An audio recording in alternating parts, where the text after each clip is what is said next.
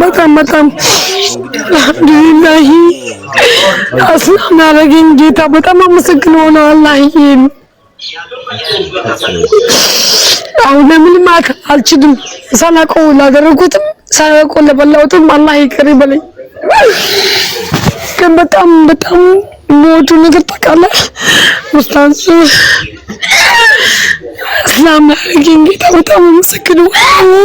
ወይኔ ጉዴ ከዚህ በላይ እንኳን ሳልሆን ለሞትኩት ነገር በጣም አላህ ወይ ይቅር ይበለኝ። አላወቅኩትም እንደሆነ ታውቃለህ። በቃ ማወቅ ስላለብኝ ነው የጠየኩህ። በተለይ በአባቴ ንብረት ጉዳይ አባቴ በጣም ባለ ሀብት ነው እየሰማከኝ ነው አይደል? እስከ 16 ዓመት ድረስ እናትና አባቴን አላውቃቸውም ነበር። ከ16 ዓመት በኋላ እናትና አባቴ ስጠይቅ ወላጅ አባቴ ክርስቲያን ነው፣ ወላጅ እናቴ ደግሞ ሙስሊም ናት እና ያለ ኒካህ ነው የተወለድኩት። አሁን ላይ ወላጅ አባት ኒካህ ማሰር ይችላል እና በሱ ላይ ደግሞ እኔ ግዴታ የሚሆንብኝ ነገር አለ፣ የሚዋጅብብኝ ነገር ይኖራል። እሺ ያለ ወላጅ ያለ ኒካህ የተወለደ ልጅን አስመልክቶ ነብዩ ሰለላሁ ዐለይሂ ወሰለም ምን ታደርጉልኝ? ካንቺ ጋር ነው እት ምን ታደርጉ? እሺ ምን ታደርጉ? ታች ነው ሸደምጽ። እሺ ያለ ኒካህ የተወለደ ልጅን አስመልክቶ በመጀመሪያ አንድ ልጅ የአባቱ ልጅ ነው ሊባል የሚችለው ወይንም በዚያ በሰውዬ በአንድ ሰው ሊጠራ የሚችለው ሸሪዓዊ የሆነ ኒካህ አድርጎ ሲወልድ ጊዜ ነው። በዝሙት የወለደ ሰው የአባትነት መጠሪያ አይኖረውም። ይህ አንደኛው የዑለሞች አቋም ነው። ነብዩ ሰለላሁ ዐለይሂ ወሰለም አልወለዱ ሊልፍራሽ ወሊልዓሂር አልሐጀር ብለዋል። ልጁ ለፍራሹ ነው፣ ያ ማለት በኒካህ አድርጎ ለወለደ ሰው ነው። ያለ ኒካህ የወለደ ሰው ግን ፍርድ ነው የሚገባው።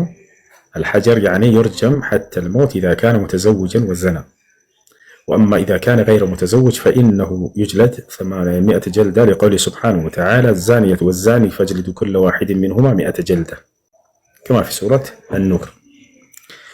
ነገር ግን ሁለተኛው ምንድነው? በዝሙት ስለተወለደ ልጅ አስመልክቶ በዑለሞች መካከል ለሁለት ተከፍሏል። ግማሽ ዑለሞች ምን አሉ? ወደ አባቱ ይጠቃላሉ። ሌሎች ደግሞ ምን አሉ? አይ ወደ አባቱ አይጠቃም። ጅምሁር ዑለማ አብዛኞቹ ዑለሞች ያሉበት መንገድ ምንድነው? ወደ አባቱ ያ ሰውዬ አባትነት መጠሪያ የለውም፣ ሸሪዓዊ የሆነ ኒካህ አድርጎ ስላልሆነ የወለደ የሚል ነው።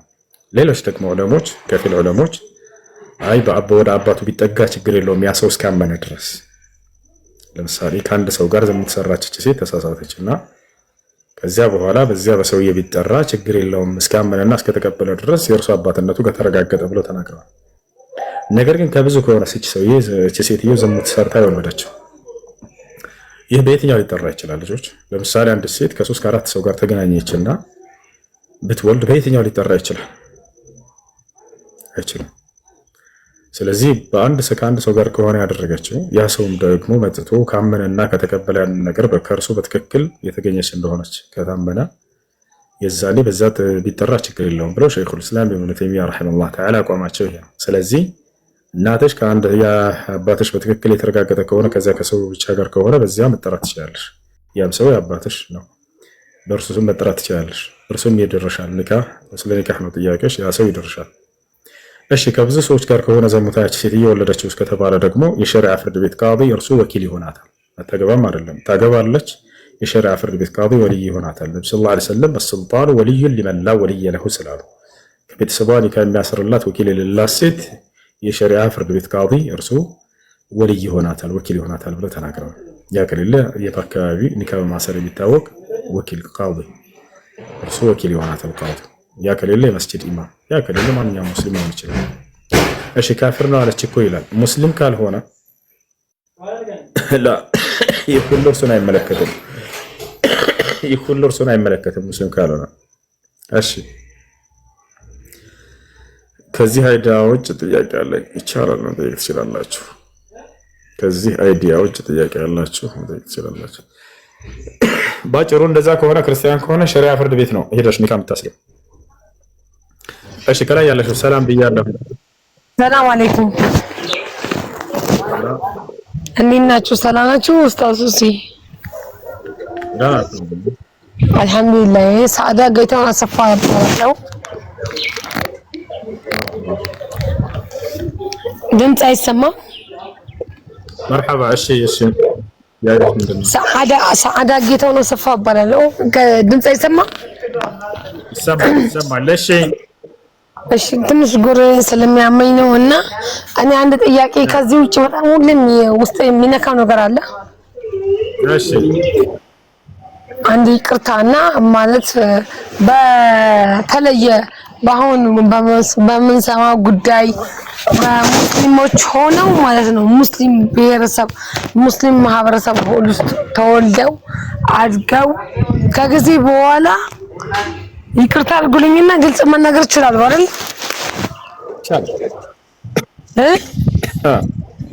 ይቻላል።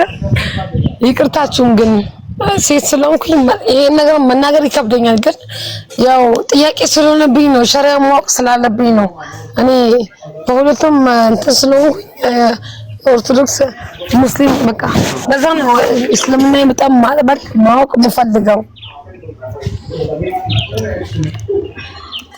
እና በሙስሊም ማህበረሰብ ልጅ ተወልዶ ተአድጎ በቃ ምንድነው አሁን ዘመን አመጣሽ ጌይ የሚባሉት ወንዶች ማለት ግብረ ሰዶሚያን የሚጠቀሙት ወንዶች አሉ አይደል? ምንድን እንደሚባለው አላውቅም፣ ብቻ አይዶን ነው ግን እንዴት እንደሚጠራሱ ስማቸውን አላውቅም። ይከብደኛል ለመጥራት ይጨንቀኝ የጠራሁት ዛሬ ገና ከወር ከምናምን በላይ ነው ይሄ ነገር ጥያቄ የፈጠረብኝ ለመጠየቅ በጣም ፍራቻ የፈጠረብኝ።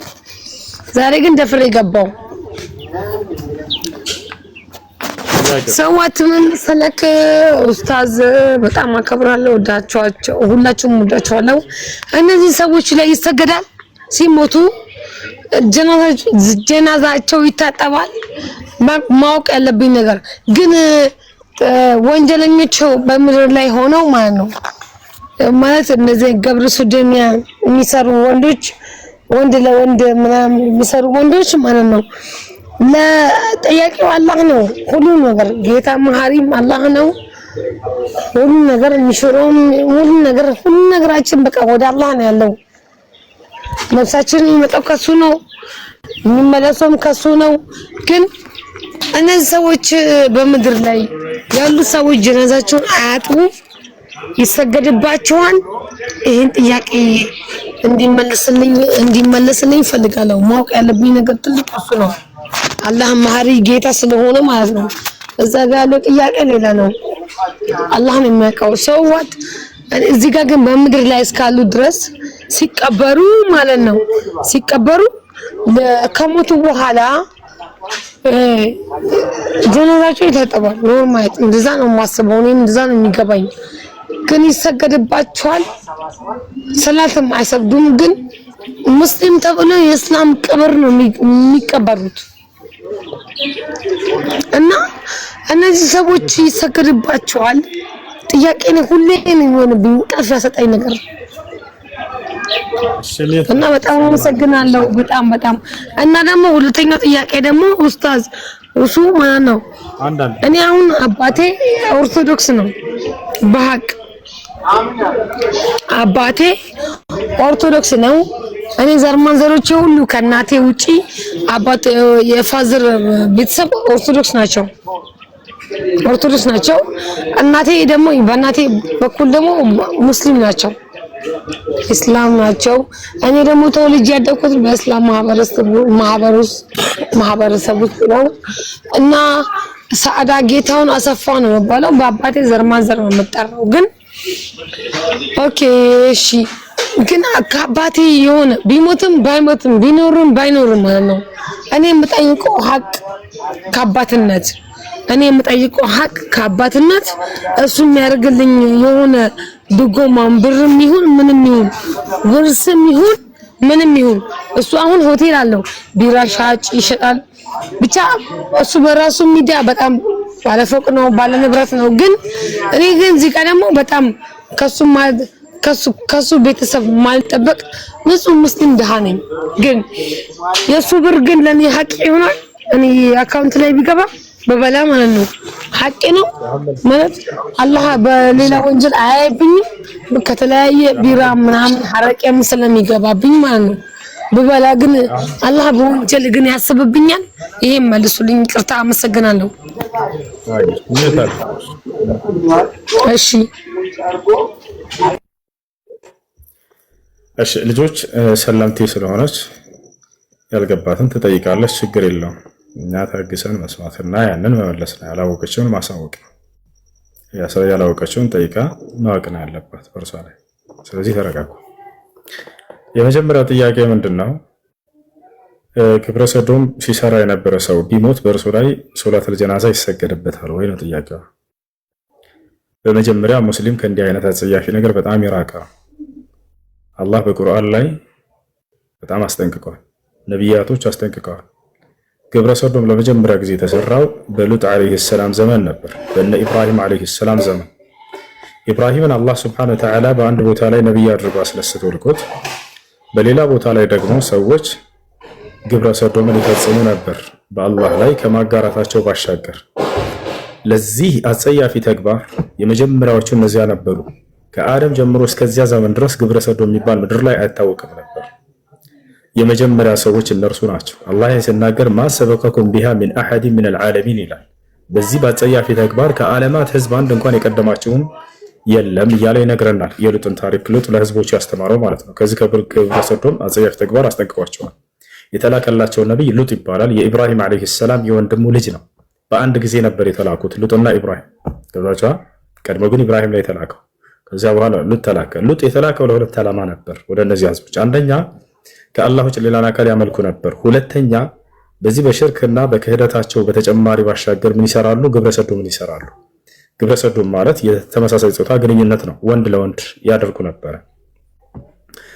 ታዲያ ለዚህ ለጸያፊ ተግባር ብሎ ነቢይ እንኳን እስከ መላክ ደርሷል ልላችሁ ፈልጌ ነው። አስተማራቸው፣ ገሰጻቸው፣ ሊቀበሉት አልቻሉም። የተወሰነ እንዳለ ሁሉም ህዝብ ከዚህ ተግባር ሊወጡ አልቻሉም ነበር። ታሪካቸውን በኋላ ነገራችኋለሁኝ። አሁን የልጅቱን መልስ እንመልስላት እና ይሄን ነገር አላህ ሱብሓነሁ ወተዓላ በዚያን ዘመን እንዳስጠነቀቀ በዚያ በሉጥ ዓለይሂ ሰላም በኩል አሁንም በነብዩ ሰለላሁ ዐለይሂ ወሰለም በኩል ልክ እንዲሁ በርካታ ቦታ ላይ አስጠንቅቋል። ነቢያችን ሰለላሁ ዐለይሂ ወሰለም አንድ የሚሉት አድርግ ይሄት ልጨርስ። እሺ ይቅርታ።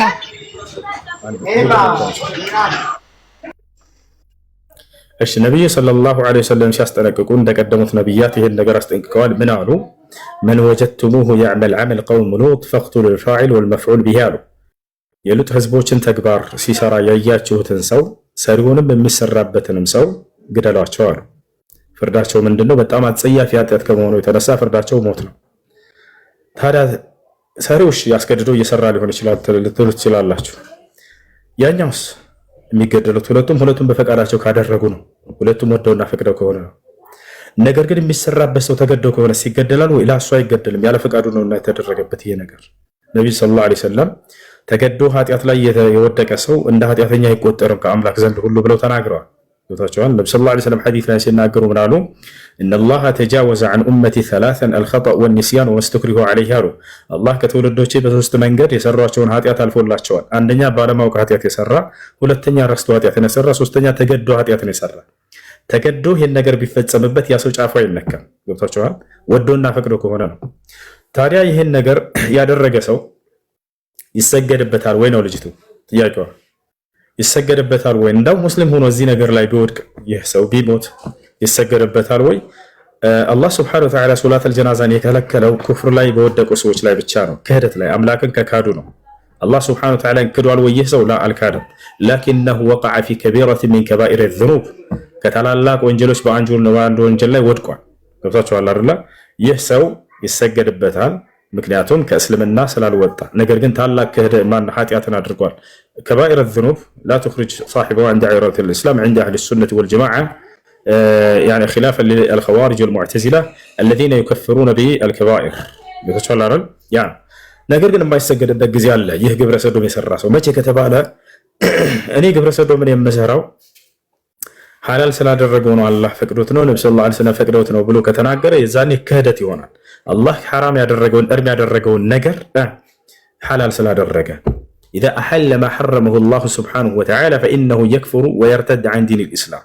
الله أرمي أدرجه النجر حلال لو بلي تناجر سوي كفر يزاني كهنا يسكر بتم بفسق نجر جن يحسو بزي نجر تفتنا دعوة يدرج اللي تهال تملس يبالان بيك على بزيه هني تعالى بيورك يسوي يزاني بزيه هني تعالى بيموت كونجل تلك أنجل لا يوركوا يزاني يهكس لمنا يسوط أنا جرا يدل منا تلك أنجل نو وأنجل لم هو كن كفر يدل أملاكنا الكادم الله سبحانه وتعالى يامنا الله يسوي بزي أنا جرا يوم دكون كبائر الذنوب ያለበት ሰው ሶላት አይሰገድበትም አይባልም ኩፍር ያለበት ሰው ነው ሶላት የማይሰገድበት አላህን ክዶ ከሆነ ማስረጃ قال سبحانه وتعالى في سورة التوبة ولا تصلي على أحد منهم مات أبدا ولا تقم على قبره إنهم كفروا بالله ورسوله محمد هوي በካህዲያኖች ላይ በአንዳቸውም ላይ እንኳን በመቃብራቸው ላይ እንዳትቆም እንዲሁም ደግሞ በእነርሱም ላይ ሶላትን እንዳትሰግድባቸው እነርሱ አላህና መልእክተኛውን ክደዋልና አለ ክደዋል የሚለውን አስምሩበት ይወጣቸዋል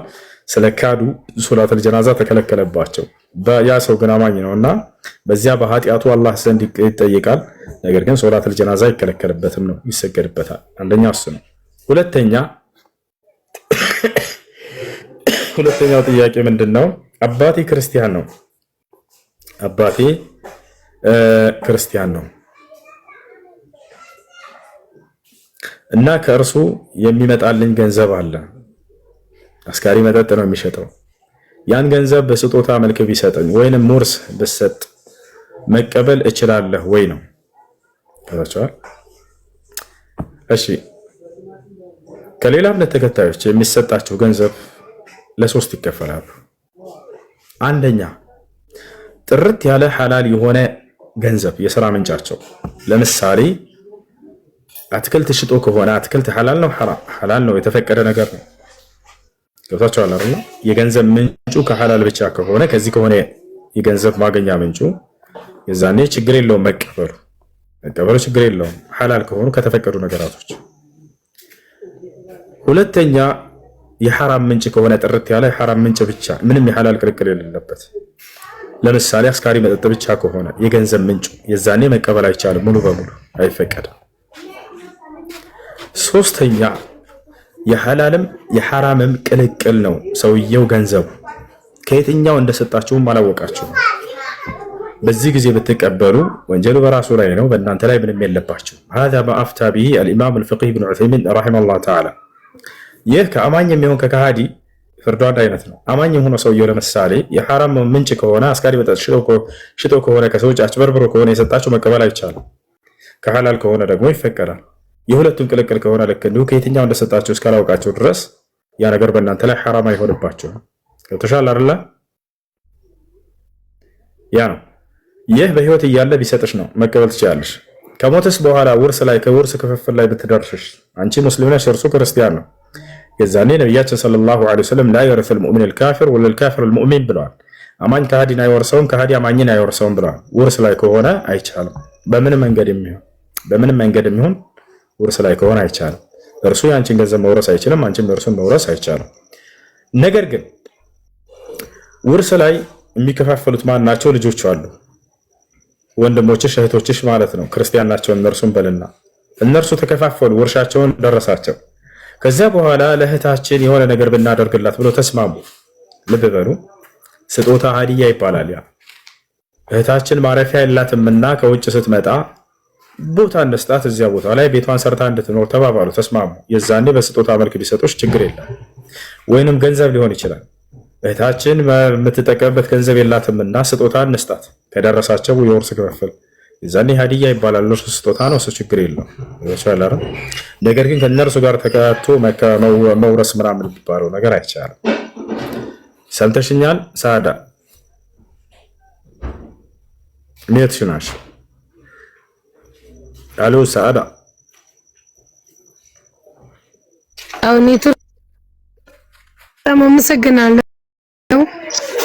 በጣም አመሰግናለሁ ግን ማለት ነው አደኛ ምንም አይደለም አልহামዱሊላህ ረብል ዓለሚን እኔ ሙስሊም ያደረገኝ ጌታ በጣም ወደዋለሁ አምላኪን አላህን በጣም እኔ ውርስ ምናምን ያ ሁሉ ሀብት ያ ሁሉ ቢሊየነር ምንም መስሎ አልታየኝም።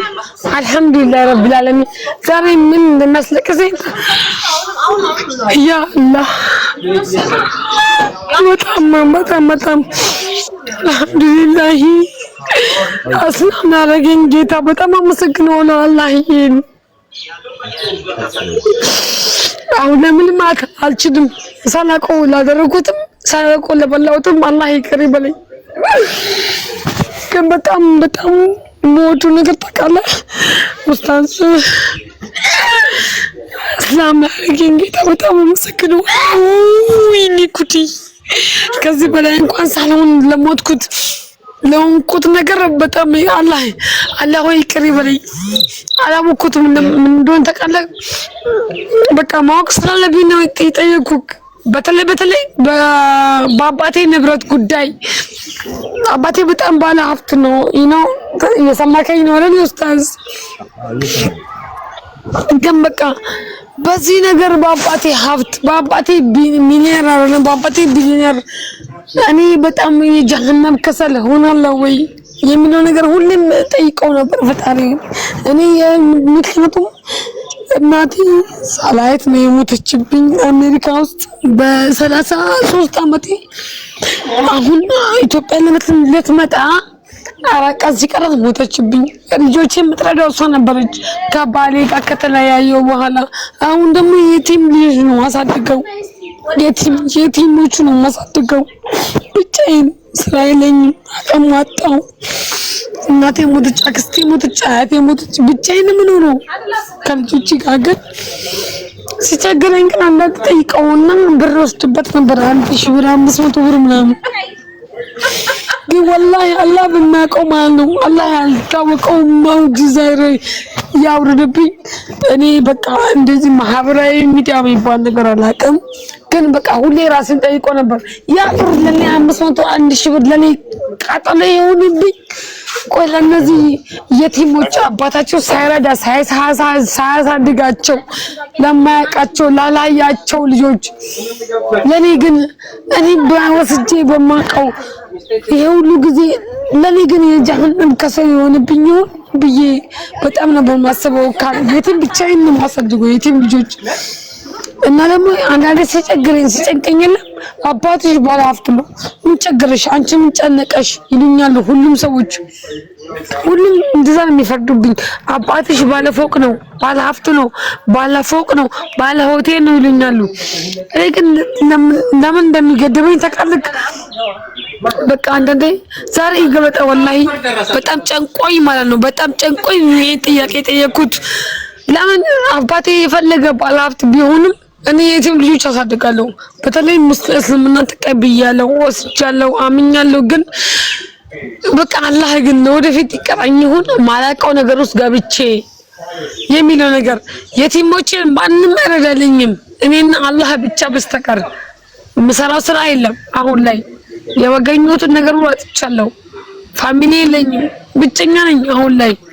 በቃ ያ ሁሉ ጥያቄ ከፈጣሪ ጋር ያጣላኛል። እኔ ሳላውቀው የሆነ ወንጀል ውስጥ ገባለሁ የሚለው ነገር ሁሌ ይፈጥርብኝ ነበር። እኔ የምወስደው ከአባቴ ኦርቶዶክስ ነው። ከአባቴ እኔ የምወስደው ሀብትና ወንጀል ውስጥ ገባለሁ የሚለው ነገር ሁሌ ይፈጥራበላው ነው የሚለው ነገር ሁሌ በቃ እንቅልፍ የለኝም ወላሂ። አላህ ሻሂዴ ነው፣ አላህ ብቻ ሻሂዴ ነው። አልሐምዱሊላህ ፎር ኤቭሪቲንግ በጣም አመሰግናለሁ። እኔ ማለት ወሎ ጨርሽ እናት እኔ ግን እየተጠራው ነው። ቴንክ ዩ። እሺ እሺ አሁን ቅድም ያልከኝ እንትን የለም መጽሐፍ ቅዱስ ላይ አጣሁት። ቅድም ያወጣሁት መጽሐፍ ቅዱስ አይደለ?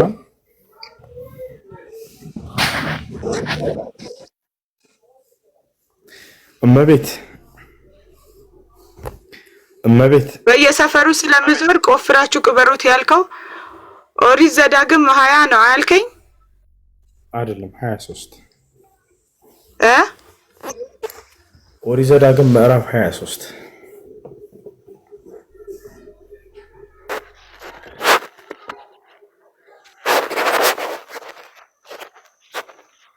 23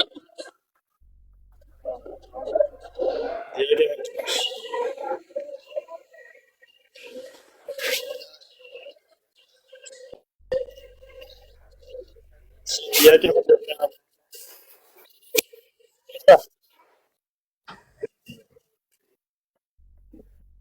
ማሊቦ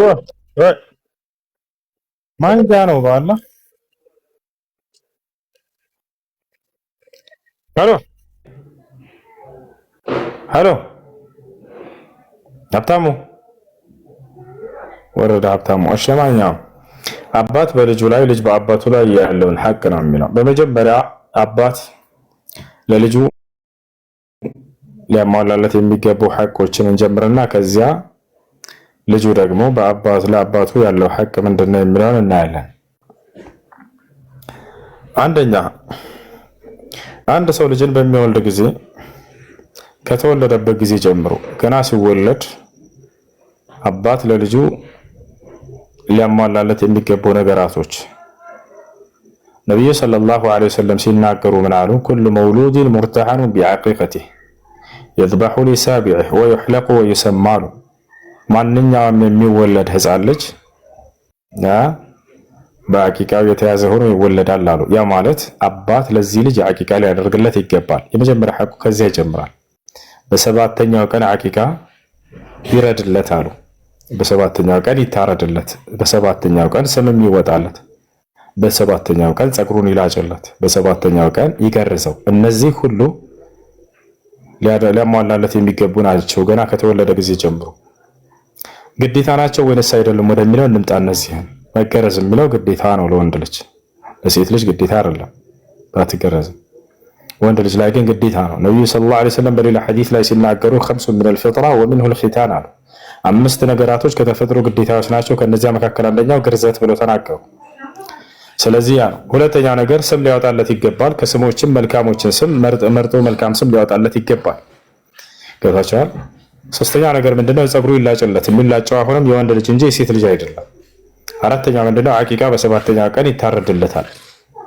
አቂቃ ማለት ነው ከዛ እያደገ በየእድሜው ሁሉ ምን ማድረግ እንዳለበት እንቀጥላለን። እነዚህ ገና ሲወለድ ጊዜ ናቸው እንዳልኳችሁ።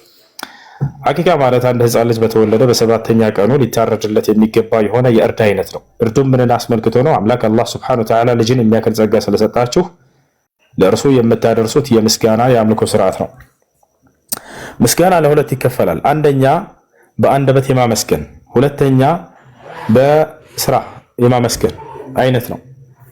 በታቻለ አይደል? በአንደበት የማመስገን ስርዓት ምንድነው? እርሱ ይታወቃል። አምላክ አላህ ልጅን የሚያክል ጸጋ ስለሰጣችሁ አምላክ ያላህ ሆይ ይሄ ልጅ ስለሰጠኝ ምስጋና ይገባህ ብላችሁ የምታመሰግኑበት ነው። ይህ በአንደበታችሁ የምታደርሱት የምስጋና ስርዓት ነው። ሁለተኛው ደግሞ የተግባር ምስጋና ይዕመሉ አለ ዳውድ ሹክራ እንደተባለው እናንተ የዳውድ ቤተሰቦች ሆይ ምስጋናን በተግባር አሳዩ ተብለዋል። ስለዚህ አላህ ከሰጣችሁ ጸጋ ከብራችሁ አውጥታችሁ ፍየልን ወይንም በግን ገዝታችሁ በማረድ ለድሃዎች በማብላት የምታደርሱት የምስጋና ስርዓት እርሱ ነው። ይሄን ታደርጋላችሁ ማለት ነው። እሺ ከላይ ያለው ዳዋ ሰላም ዳዋ አለህ ከላይ ያለው የተናሳ